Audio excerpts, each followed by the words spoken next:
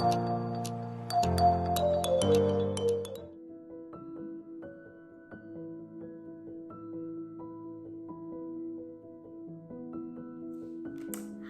I'm Dr. Sony Sierra. I'm a physician practicing in the management of infertility and recurrent early pregnancy loss. There are several terms that we use to describe an event where pregnancy loss happens, depending on the stage and timing. For instance, we use the term biochemical pregnancy loss to refer to that event that takes place where a positive pregnancy test is documented in and around the time of an expected menses or shortly before, and then subsequently the onset of a period or a negative pregnancy test. An ectopic pregnancy refers to an early pregnancy loss where the fertilized egg or embryo implants outside of the uterus.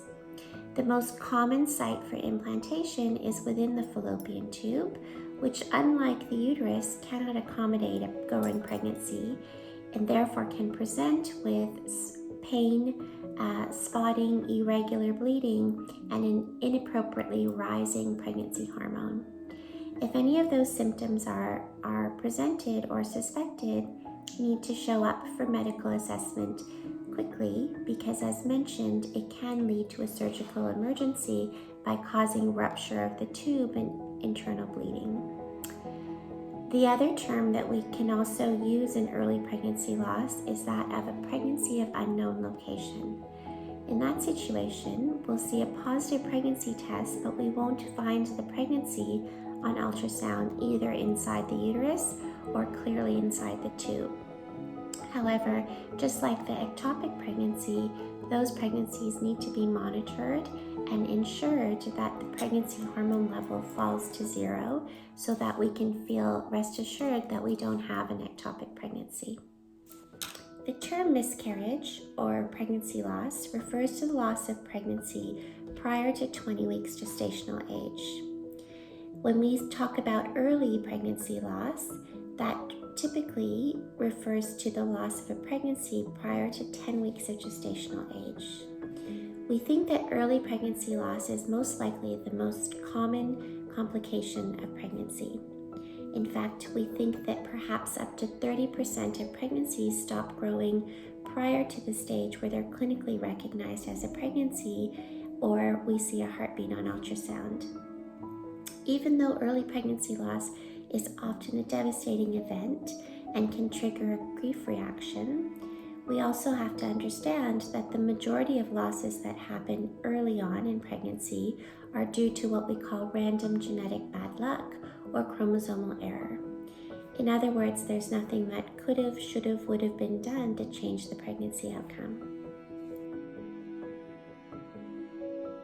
The other term that we use to describe pregnancy loss is that of a missed event or a missed miscarriage. In that situation, an early pregnancy ultrasound is done and it documents that the pregnancy stopped developing prior to the stage at which the ultrasound is done.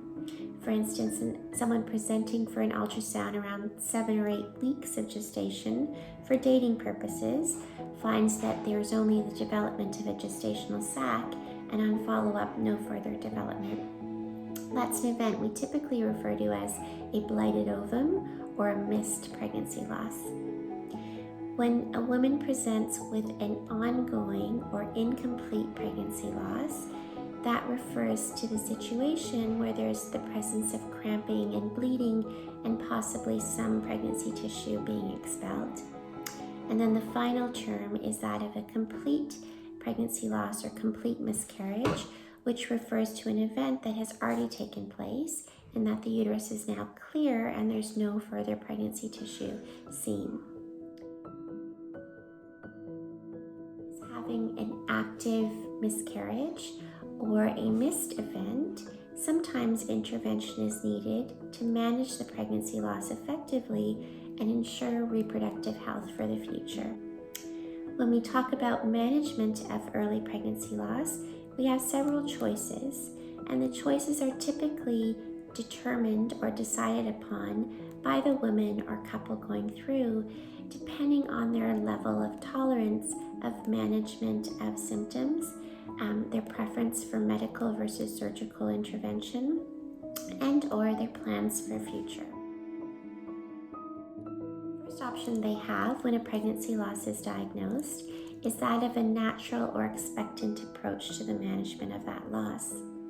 In that situation, we're happy to wait about 7 to 14 days after a pregnancy loss happens to see if the bleeding or cramping doesn't start on its own and then eventually a complete event takes place.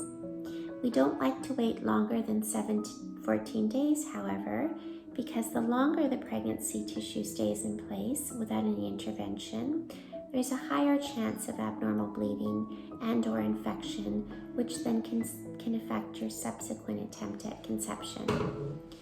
When it comes to an expectant or natural management of pregnancy, again, if nothing happens after approximately 2 weeks from diagnosis, then we can consider further intervention with either a medical or surgical approach. When it comes to a medical approach, the benefits are that there's no surgery. However, we can time intervention so that we know it will happen at a certain time, hopefully, without the wait. We also know that in medical intervention, there's some degree of follow-up to ensure that all pregnancy losses are complete, or there's complete expulsion of pregnancy tissue. Medical management of pregnancy loss has a good degree of success. We think now with a combined medical approach, we can have almost 80 to 90% of pregnancy losses in that early stage managed without surgical intervention. The complications that can take place are side effects of the medication, which I'll discuss in a moment, as well as the bleeding and cramping that can happen with any pregnancy loss. And the same considerations take place, and that if there's bleeding more than one pad every 1 to 2 hours and or the cramping becomes significant, those are reasons to present for immediate attention and potential further intervention. The medical options that we have now available include a tablet known as misoprostol, which can be used on its own, either vaginally or orally. It's placed with two separate doses over 12 hours, and it's effective within the first dose about 70% of the time, and sometimes requires a second dose.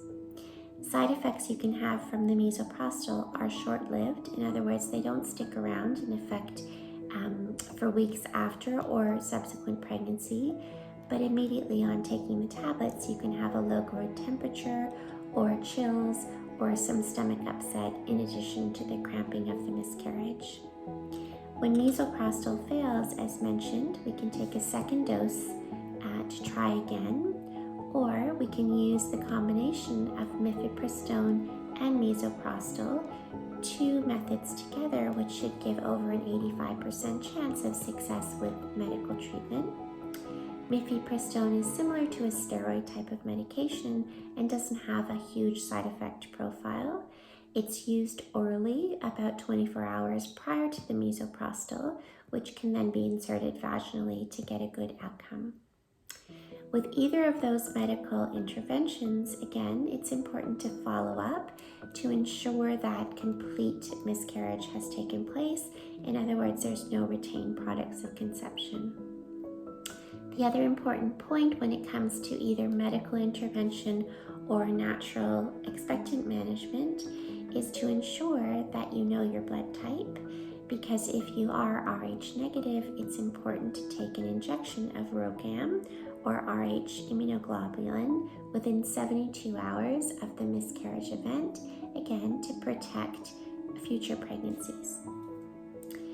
If medical or expectant pregnancy loss management fails, then there is the option for surgical management, and some people prefer surgical management because of other issues prior to the miscarriage, such as medical issues, timing issues, or failure of medical intervention in the past.